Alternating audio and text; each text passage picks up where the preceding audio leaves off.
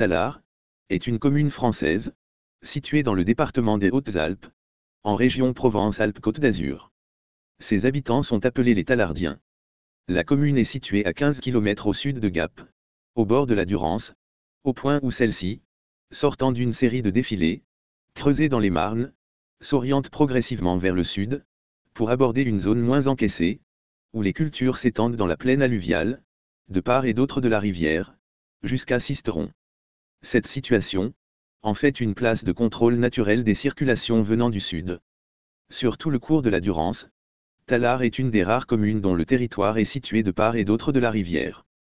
La commune est cependant beaucoup plus étendue sur la rive droite, zone de basse colline arrosée par le Rouzine, petit affluent de la Durance qui conflue à la pointe sud de la commune.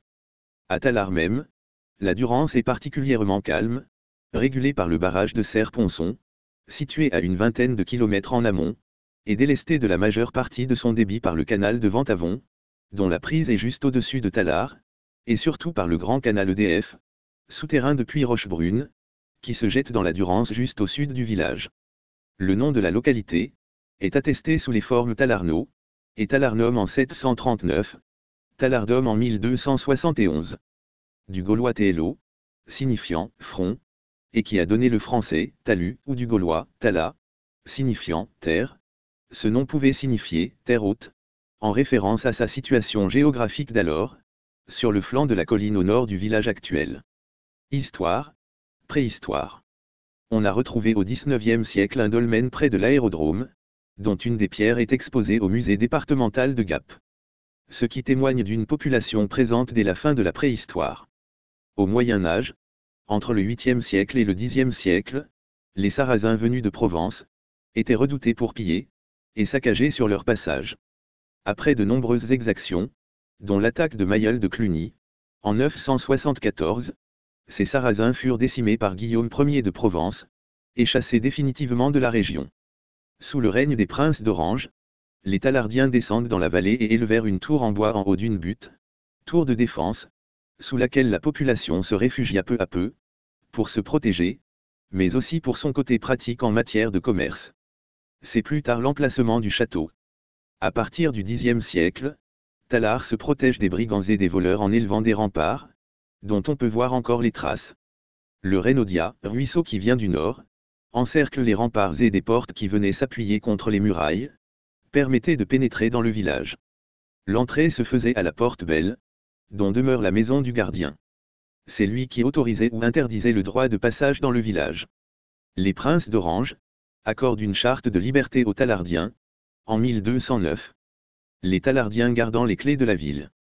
En 1215, Tiburge, veuve du prince d'Orange, et son neveu, vendent tous les droits et la seigneurie de Tallard, aux hospitaliers de l'ordre de Saint-Jean de Jérusalem, qui pratiquent la charité, en tant qu'ordre militaire et religieux. Les moines soldats protègent les pèlerins et les voyageurs. Leur commanderie siège pendant 107 ans. En 1326, les hospitaliers échangent Tallard contre le comté d'Alif, royaume de Naples. Arnaud de Trian, neveu du pape Jean XXII, et jusque-là comte d'Alif, devient donc à partir de cette date vicomte de Tallard. Dans la guerre de l'Union d'Aix, son successeur Louis de Triane se rallie aux Angevins en 1385, après la mort de Louis Ier. Le château Arnaud de Triane, 1280 à 1350, fut le premier seigneur de Tallard. Il va créer une imposante forteresse, avec l'édifice préexistant, à savoir le corps de logis seigneurial flanqué de tours, notamment du donjon. Sa petite-fille Anne de Triane, seule héritière, épousa en 1375 Antoine de Sassenage. Ils deviendront les nouveaux seigneurs de Tallard. Leur fille unique, Françoise, épousera en 1439, Antoine de Clermont, issu d'une grande famille du Dauphiné. Héritier du château, Bernardin de Clermont, 1440 à 1522, qui épousa une riche héritière, Anne de Husson-Tonnerre en 1496, va agrandir le château en y ajoutant la salle des corps de garde, la chapelle seigneuriale, le châtelet d'entrée, le parc de la Garenne, et les écuries du château, qu'il va faire construire en dehors du château, dans le village médiéval, par manque de place. Durant les guerres de religion, les Clermont s'exilent, le château est mis sous la gouvernance de Bonne d'Aurillac. Après avoir été la cible de 25 ans de combat, le château a été affaibli. En 1600, Bonne d'Auriac, 1550 à 1636, racheta le château, puis son fils Camille d'Austin, 1652 à 1728, héritier par sa mère, va en être le nouveau propriétaire. Il est maréchal de France sous Louis XIV, et n'est pas souvent présent au château. En 1692 le duc de Savoie, ennemi de Louis XIV, attaqua le château et le village avec ses troupes, le château va être quasiment détruit, et sera laissé à l'abandon jusqu'en 1897, où Joseph Roman, un historien archéologue, le racheta. Il va classer la chapelle monument historique, va mettre une toiture d'appoint, sur la salle du corps de garde, pour éviter qu'elle ne s'abîme, et va reboiser le parc de la Garenne.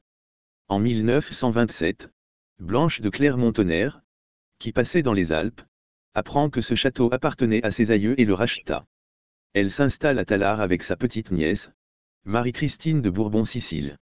À sa mort en 1944, sa nièce hérite mais elle n'a que 10 ans et elle est éduquée ailleurs. Dans les années 1950, le prêtre Richard Duchamblot, demeurant à Tallard, soucieux du patrimoine de la ville, décide de sauver le château. Il retrouve la petite nièce de Blanche de Clermont-Tonnerre. Il faudra attendre sa majorité, 21 ans à l'époque, pour que la commune rachète le château en 1957. À compter de cette date, des restaurations sont entreprises. 1961, la toiture de la salle du corps de garde est refaite. 1964, restauration de la chapelle Saint-Jean. 1968, consolidation du chœur du logis seigneurial, puis classement de l'ensemble du château en 1969. 1988, restauration de la tour des escaliers. 1999, restauration des courtines. 2012, début des travaux de restauration, de la salle souterraine à la salle des gardes. Le village. Après les guerres de religion, au XVIIe siècle, les entrées des maisons, qui s'appuyaient contre les murailles, s'ouvrent peu à peu. Des ouvertures sont pratiquées, d'abord à l'étage, puis au rez-de-chaussée, lorsque le ruisseau du Rénaudia, qui se jette encore dans la Durance, est recouvert d'une voûte. Autrefois, la Durance arrivait au pied du village de Tallard. Pour accéder à leurs terres, les paysans étaient obligés de traverser la Durance à l'aide d'un bac, tel qu'il en est attesté en 1291. Un autre est établi pour la desserte du hameau des Boulongeons à partir du bourg, pour 20 passages par jour, au XIXe siècle. Un passeur faisait traverser la rivière à la porte Durance. À la Révolution française, on dévie le lit de la Durance pour accéder directement aux jardins, qui sont surnommés les Conquêtes. En 1860, le premier pont qui traverse la Durance est construit, puis emporté par la crue, des 31 mai et 1er juin 1877. Dans le centre historique, les ruelles étaient très étroites, tellement étroites que l'on pouvait se faire passer des affaires en tendant une corde entre les fenêtres des maisons. Aujourd'hui encore cette pratique perdure. Dans certaines maisons, les caves communiquaient entre elles. C'était un moyen stratégique, en cas d'attaque, de se déplacer sans être vu. La placette était la place principale du village. Elle y réunissait les commerces tels qu'un marchand de chaussures, une boucherie, 3 épiceries, une matelassière ou encore un ferblantier. Un puits était présent à l'entrée de la rue, ses vestiges sont visibles depuis les caves. Il a été rebouché pour des raisons de sécurité et de circulation. À partir de 1960, le petit bourg perd de son intérêt et les commerces s'installent à l'extérieur des remparts, sur l'esplanade. Les anciennes mairies du village se situaient au bout de la placette, à l'angle de la rue Chevalerie et de rue du Mazel, qui abritaient les triperies. En raison des odeurs nauséabondes et du manque de place, la mairie est déplacée en 1912 dans les locaux actuels de la Poste. Cette maison fut appelée la Couronne, la mairie occupant les locaux du premier étage et la justice de paix le rez-de-chaussée.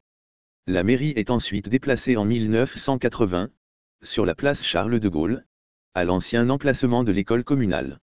Lieux et monuments remarquables. La commune est candidate au label Ville d'art et d'histoire. Le château de Tallard, érigé au XIVe siècle, est classé monument historique depuis 1969.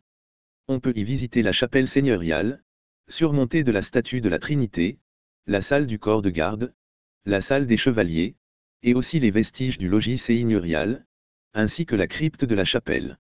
L'église Saint-Grégoire, classée monument historique depuis 1931. On peut y admirer les fonts baptismaux, les orgues, le buste de Saint Grégoire, la chaire, la cathédrale, et la nef centrale, ornée de 6 tableaux retraçant la vie de Saint Grégoire. Monument commémoratif. Le parc de la Garenne, classé parmi les sites pittoresques du département depuis 1958. Le jardin dit les Jardins de Conquête. La coopérative vinicole de Tallard. L'aérodrome de Gap, Tallard.